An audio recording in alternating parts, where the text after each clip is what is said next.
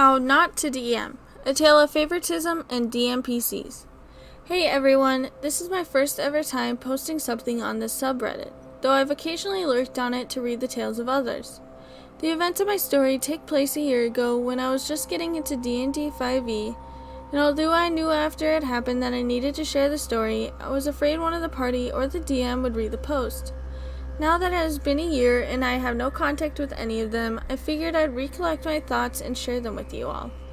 So the story begins with me finding out that there was an Elder Scrolls conversion of 5e, and after some time finding an ad for what advertised as a level 1 to 40, it wasn't just alt, but players could take up to two full classes and levels, campaign taking a war band of 9 player characters throughout the continent and regions of the Nirn setting.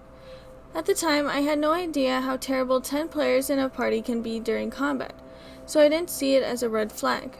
To the contrary, because the DM had so-called co-DMs, all they ended up doing was voicing some NPCs and playing PCs. I figured that this campaign would go smoother than my first campaign, which had a regular-sized party of 5, but tended to be slow due to us all being new players. So once I got accepted in, the DM, who was nice bloke during this process, helped me through the process of making an Elder Scrolls 5e character starting at level 2, namely a Meridia worshipping a sorcerer. The sorceress origin, which IRC was called Ascendant Light, was a Meridia focused subclass. While we were about halfway through the process, he informed me that another player was playing a vampire and another a necromancer. For those of you who don't know ES lore, Meridia's whole vibe is destroy undead, no exceptions. So as soon as I learned that I was making this incompatible character, I offered to come with a better fit. Only he told me not to worry about it since both characters weren't openly dead or undead adjacent. Hesitant, but believing I could definitely make the character play well with others, I ended up focusing more on an inherent distrust of undead and an intense fear of darkness when I wrote the character's backstory and personality. Much to my delight, when the session 1 came, I had a lot of fun, even if the party numbers weren't dragging out our first combat. The vampire player, who turned out to be the DM's real-world sister, was not able to make that first session, but the necromancer player was hilarious to interact with. Since we both knew out of character how much of our characters would hate one another if things started off with openness and honesty, we both intentionally had the characters interact on good terms about other things, my sorcerer being completely unaware of his new friend's dark deeds. Session 1 goes by with a breeze, with our war band heading into some caves to try and rescue some people we were told were captured. In Session 2, we learned the cave is inhabited by necromancers, and I got to have some fun and act out my opinionated but naive character. Turns out the 2 captured people are 2 players that could not make it to the first session, one of whom being the DM's sister. From this point on, I will call her Betsy.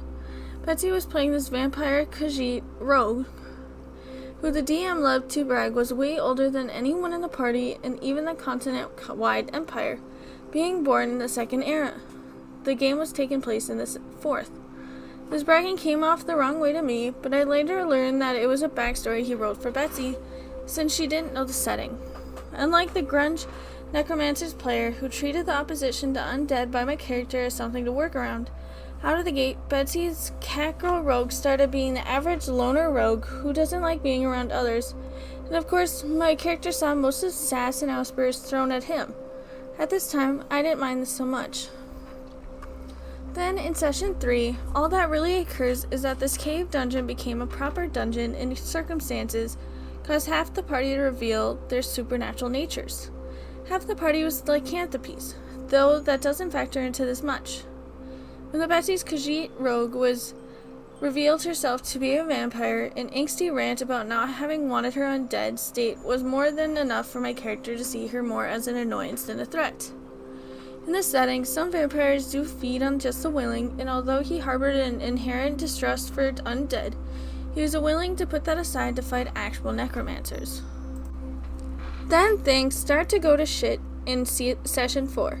Betsy is a trucker in real life, and some real-life jobs prevent her from being home on a laptop. Instead of rescheduling or postponing the session, the way this was handled involved her watching the DM stream the game on Discord, with her looking on through her phone while driving a truck at night, so she could tell the DM what her character would do and where they'd go. Putting aside how uncomfortable the thought of someone focusing on their phone and playing D&D while driving a semi-truck is, the way of viewing things allowed Betsy to see all the hidden locations and rooms in the dungeon. Unsurprisingly, this led to her character splitting from the party and looting many chests and exploring rooms while the rest of the players waited for the DM to attend to them. Turns out, the DM moving and rolling for a character who isn't sticking with a group sucks away most of the session. After an excruciating half of the session just being Betsy's rogue looting things alone, the party found a large treasure room, and we eagerly began to loot it, glad we finally had opportunity to do something too. The DM had an exhaustive process of rolling on many tables based on a character's luck ability score. And since the party was 10 people, it was clear after many rolls that the DM was struggling to roll for horde loot, and the process would take some time. This was when a growing uneasiness I had with Betsy that session became full-on annoyance. The player proudly proclaimed that she wasn't going to put the DM through all of these rolls, she would be happy without loot. After spending most of the session sucking up time by being a loner rogue looting things, she was guilting us for putting her brother through some loot rolls. Loot rolls he purposely made complicated through his luck ability score at many tables. To add to that, the next hour after the horde was just a rogue resuming her exploring alone and going directly to rooms she could only see due to the DM stream. Despite our characters getting lots of wealth and some of us getting really good magic items, I ended up leaving session 4 generally disappointed with the 5 hours I just spent in session. I vented about it to another player, but he didn't really see it as badly as I did, and I ended up taking his advice to wait this out. Things would probably improve when Betsy got her computer time back. Session 5 was once again a Betsy in a semi-session, but that was hardly the thing any of us were focused on when the session began. The last session had ended with the party entering a room with enemies, ready to use our new gear, and the next session began with us realizing that our gear and gold was just gone.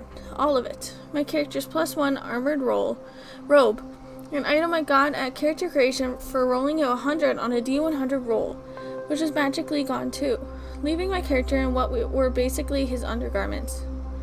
I initially assumed the DM was mistaken when he took it off my sheet, since I assumed some enchantment had returned items to the horde we took it from, but he confirmed that it too had suddenly disappeared. Suffice to say, all of our gold and loot just disappearing put a damper on the party mood. We returned to the horde room after the battle to find out that not only was the loot not back there, but the adventuring gear we left behind to make space for gold and loot was also gone from the room. And of course, Betsy took the opportunity to act high and mighty over not taking the loot, putting the DM through all the rolls, especially since she didn't lose adventuring gear in the process. The session ended with us progressing in this huge dungeon, with there coming a moment where Betsy knew, out of character, that some NPC was ahead to talk to, since she could see past fog of war, and she instructed the party to stay behind so she could meet the NPC alone. Tired of one PC getting to do everything, my character refused, and surprise, surprise, it all got worse. The NPC was the DM's own vampire DMPC, and Betsy's rogue was a part of the same group that was in a temple.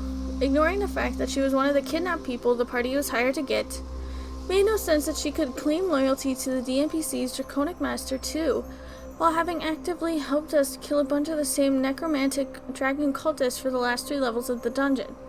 So as you could expect, I left the session really annoyed with how the Betsy's rogue was being favored for the last few sessions of plot. Being an avid reader of the subreddit, I absolutely dreaded what the inclusion of a DMPC could mean for the campaign. But all of this wasn't enough for me to call it quits yet. Then came Session 6. Oh, Session 6. We meet the dragon in charge of the cult. He's just good. Or neutral, I guess. Regardless, we're still level 2. We're not effing with the dragon, and since the entrance of the cave dungeon collapsed on us a while ago, we just wanted out of this place. My character gives the dragon reverence, but inquiries as to the location of his robes, since they mean something to him, and don't belong to the dragon, even if the horde did. It is at this moment that Betsy's character leaves her draconic master's room to just retrieve the robes, which she just hands back to him. It's at this moment that I realized that whatever the heck was the treasure-losing fiasco was before, the player was in on it.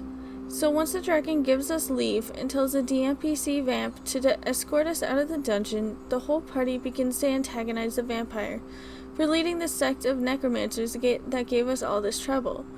My sorcerer leads this effort, and to my surprise, even Betsy's rogue gets real into the threats towards the vampire.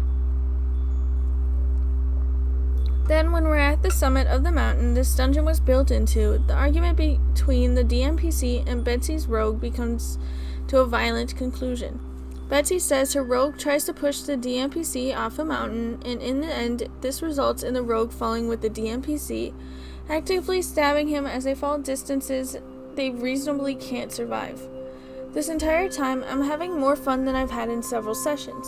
I get to watch Betsy throw away her infuriating character and remove an unlikable DMPC at the same time. No matter what the DMPC tries to do to save himself and the rogue, they both fall and both die from the fall damage. It's clear that the DM is upset, but the party that remains, only half of us since the other half always left when the session started going into 1 to 2 a.m., tried to cheer everyone up with some humor. One of the players, the one I talked about my concerns with initially, then made a joke about divine intervention. Although he played a spell sword and the session was over, he playfully mentioned doing a prayer to Akatosh, god of time, and rolled divine intention dice, rolling a 2. Both of us had a good laugh, but my smile left my face the second the DM started literally role-playing events, only this time the Dragon Master burst through the mountain to try and save his disciples. And in this chaos, the winds his shouts cause begin to throw people off the mountain. In the end, this effort is useless, as even saved by the dragon, Betsy's rogue kills the DMPC. But what ruined this all for me was what happened to the rest of us. The 3 players that still remained at this hour, namely me, the spell sword, and another rogue I haven't mentioned before now, were all thrown from the mountain in that chaos. My sorcerer and the rogue died in the fall. The spell sword would have died too if I hadn't brought up that he could become a werebear to become immune to falling damage at the last second. The DM had reverted time to try and save both his DMPC and his sister's PC, only for the DMPC to die anyway and for 2 other unrelated player character deaths to occur.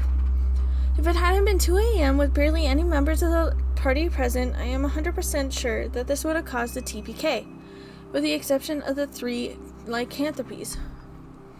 To add to all of this, while I was still in shock about what had just happened, Betsy decided to admit everything she'd done now that my character was dead and it didn't matter. She apparently had a solo session with the DM, which took place after we took the horde loot and before the next session, under the justification that her drunk driving hadn't allowed her to do much. She got to do this mini session where the rogue went around stealing back everything in the horde, and literally stripping my character for his robes without anyone noticing. They claimed that the roles were done, but I called bullcrap on anyone being stealthy enough to cause a whole war band of adventurers to not realize all their heavy packs were now weightless and empty.